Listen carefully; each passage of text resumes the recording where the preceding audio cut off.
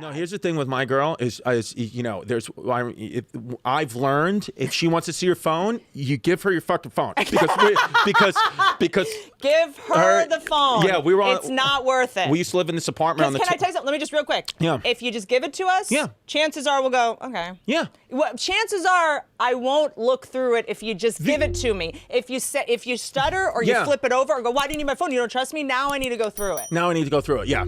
Yeah, because just go, yeah, sure. Yeah. And then she'll go, oh, yeah, that was easy. Okay. Yeah, because I learned that, and I remember we were living in this apartment building on the 12th floor, and she was like, let me see your phone, because she's like real deal Puerto Rican from Brooklyn, from Sunset Park. She's like, she got a tattoo on her tit. She's like, let me see your fucking phone. And I was like, no, I don't want to show you my phone. She's like, let me see your phone. And I was like, no, I don't want to give you my phone. She's like, let me see your fucking phone.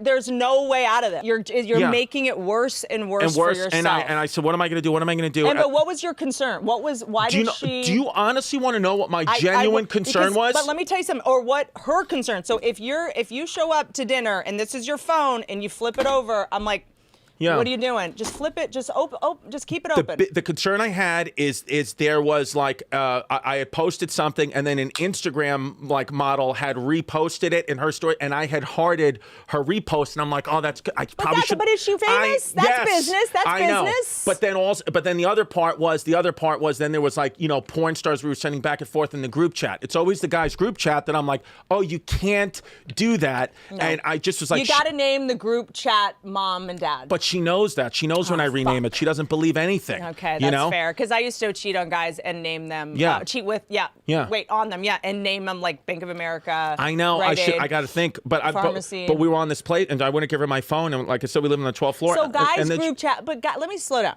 Guys group chats that's not cheating though. No. As annoying as it is, it's not cheating. I don't love it, right. But there's a point in your life where you got to go, guys send photos of girls to each other. You're not allowed to send naked photos of your girls or sending porn star photos back and forth. Like, I don't love it. It's not ideal. But here's the thing, though. Like, if you go to France, it's like there's no fucking rules there. It's like you can, as long as you don't fall in love with somebody else, it's not cheating. Like you could go have sex with somebody because they're like, yeah, you're a human being. Like, by the way, whatever. None of this is true. I'm so sorry that Chris is lying to all of you. France is not like that at all, guys. I watched the Pink Panther, and I'm telling you, it's true. None of this is true. He saw one nude beach, assumed they were all just fucking violently. I thought in France the rule was just you can't fall in love with somebody. Not true. I dated a French guy when I was 19, and another guy talked to me, and he threatened to commit suicide. That's my first time in Paris. I felt beautiful. I've never felt more loved in my whole life. Yeah, I wouldn't care. I was in a bathtub. Really? Mm-hmm. Oh, wow. It was the most romantic thing that's ever happened to me. He threatened to commit suicide while I was eating a meringue in his parents' apartment. And then his parents came home, and I died in a closet for like 7 hours with a meringue and wondering if he was commit suicide. I used to have fun. That does sound like fun. I used to be a fun person. That does sound like a lot of fun. Not so much anymore. Yeah. I actually looked him up on Facebook recently, and he has a bunch of kids and a wife, and I was like, should I just? Emily's got the gun. Okay, Emily's got the gun. What does that mean? When I interrupt, I get shot with a Nerf gun. Oh, why? Because I interrupt too much. It's almost impossible to interrupt you. But you've managed. What was she even interrupting? I didn't hear the rest of the story about your girlfriend going through your phone. Emily, go your through my phone. microphone is upside down. Oh yeah. So I gave her the phone because we were living on the 12th floor and she was getting madder and madder, and then she kicked our air conditioner out the window. So see, it's a good thing we came back to that. Yeah, that's incredible. She kicked our air conditioner out the window, and then I gave her my phone. Because I was like, yikes. I'm obsessed with her. But she's great. And then what happened? No, and then what happened is what always happens. And then 10 minutes later, she's just not mad anymore. She makes a sandwich, and then she's like, the kids are taking naps. She goes, come in the bathroom and lock the door, and we have sex. That's just what always happens. Is I almost think she starts fights with me because she's horny, and then it's like, so you want to scare me and kick the air conditioner out the window and tell me you're going to fucking... She told me she was going to light Disney World on fire because she thought I was going to Disney with my daughter and another woman, but I want my daughter and my mom. And she was like, I swear to fucking God, I will light Disney World on fucking fire. I love her. Yeah. I love her. I have it was crazy. I was like, I'm going with my mom. I'm with my mom and our daughter. She was like, right, let me find out you with another bitch. I will fucking light Goofy's ass on fire. I'm obsessed with her. She's the best. Okay. She's totally my hero. But now that you're in a monogamous relationship, but what proactive things can guys do to avoid this? Because guys will be like, oh, no, I'm just following a porn star. When you re-engage in a committed relationship with a woman, do yourself a favor. Invest in your future self and serenity and sanity. Just unfollow the porn stars. If you need to if you want to go to the porn star site on your own time, just do a Instagram hygiene phone cleanse. That's what I do. I don't follow anybody like that, and now I always post. I post my content that I need to post, and then I get off. I don't check the comments. I don't check the DMs. I stay out. I stay off.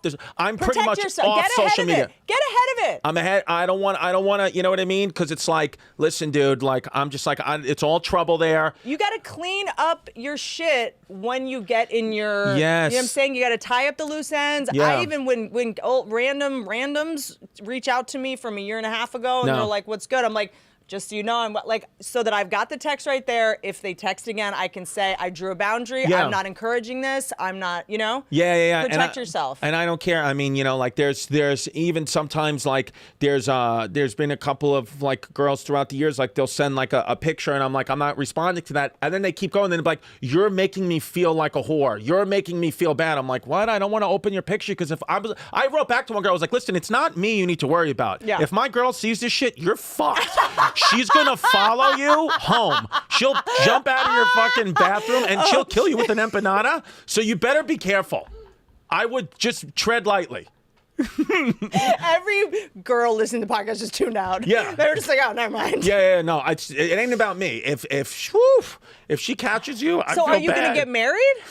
The thing is, She's the love of my life. I'm obsessed with her. Are we gonna get married? Oh, seems a little permanent. Marriage. Seems a little suffocating. We need to take it slow. We only have two kids. We have two children together. I'm obsessed with her. I don't know. The marriage thing feels like a big step. I don't know. I mean, maybe. I mean, we'll have our second child, and then we'll see. If you were gonna propose, how would you do it? If I was gonna propose, how would I? Bobbing and weaving. Yeah. I'm sorry. I know. If I was gonna propose, You've never thought about this. Well, here's the thing. I did actually propose to her when she got pregnant when we had our first child because How I was romantic. like, I was Catholic and I was just like, my mother was putting the pressure on. My mother was like, you need to marry her, and I'm like, you're right, Mom. And then I proposed to her outside. You're 25. At that point, I was 30. Okay. And I was like, Emotionally 25. Dude, Let's be emotionally honest. 15. Yeah. And I proposed to her, and then How? I had her. I did it outside of her apartment, and I had her mom and her whole family like filming it, and like So you did it for TikTok? I what do you mean? was gonna say, well, at that time it was Vine, sweetie. So no, I did that because I was like, oh, like this will be like a fun video, like we can like look back at and like share. And then like 2 months later, she was like, we're not getting married. It's not gonna happen. And I was just like, oh, okay. And then we got re-engaged, and then we kind of it kept just like not happening. But then we were like, let's just be happy being parents. But now I got to be honest with you. I think we're very happy now being a couple and parents. Like, I feel like we've grown so much as a couple going through so many hard times. Like, I'm kind of like happy that things worked out the way they worked out. So how are you going to propose next time? Let's get, what are we doing? I'm good. I'll propose. I'm obsessed with, I came up with the best idea for Andrew Schultz's proposal. He did not take my advice. Yeah. I'm good at thinking of proposal ideas. I suggested that he go into a photo what are those things called? Photo booth? Photo booth and just bring it right there. Boom. But then it's kind of a dumb because it's 4 pictures. No, you know what I'm gonna do? And you could have a video of it. You know what I'm gonna do? She's got a couple of family members who are here illegally. So I think what I'll do is I'll make believe I'll have my friends dress up like ICE, and they'll come in and they'll be like, we're ICE, and then one of them will come out and be like, but I got the real ICE, and then they'll come out with a diamond ring and put it on, but then also ask for their passports. And then they'll all go, so now you're legal and we're not? Can we marry you? Yeah, I know. So we're legal? Yeah. I'm going to marry all of you so that you're legal. Yeah, I know. I just did an episode on my podcast, Chrissy Chaos, with I saw that. With my girlfriend's uncle, transgender uncle, TT Jerry, who just got out of prison. He was in prison for 25 years, and he got married in jail. So she was like, what the fuck? Like, how does TT Jerry get married and I still can't? I've had a couple guys come to me with proposal ideas where I'm like, no. Brutal. Dude, I had one of my best friends, her husband made her do like a scavenger hunt. and like earn the ring. It was very I had to take her through like a scavenger hunt and not tell her what was going on. Like, No, I think that's power stuff. because I think a lot of guys think like this is the last thing I get to be in charge of before the wedding. You know what I'm saying? Right. See, that's the thing. The relationship I'm in is very clear. I have zero power and I am not in charge. And that's just what it is. I mean, she has my credit card and the money, and that's about it. But I like that. I don't like feeling the pressure. That's what they do in Japan. Yeah. The man earns money, gives it to the woman, and she's in charge of Dude, everything. it's just easier that way. Interesting. Because the scariest thing to me, the scariest thing on the planet, and the things is so gross, is like an insecure guy. Every time I see an insecure guy, I'm like, oh, shut up. He's like, oh, my fucking girl's doing this. I'm like, yeah, dude, you're a pussy. Shut up, dude. Just bow down. That's what I do. I just bow down to women. True. Immediately bow down. True power is being able to relinquish power, or at least make other people think they have the power. Yeah. I'm genuinely terrified of her. I'll tell you, I also think something amazing happens in your life, especially as comics, because we can win. I'll win eventually. Sure. I'll hurt you. Yeah. I'll destroy the way you perceive yourself. Yeah.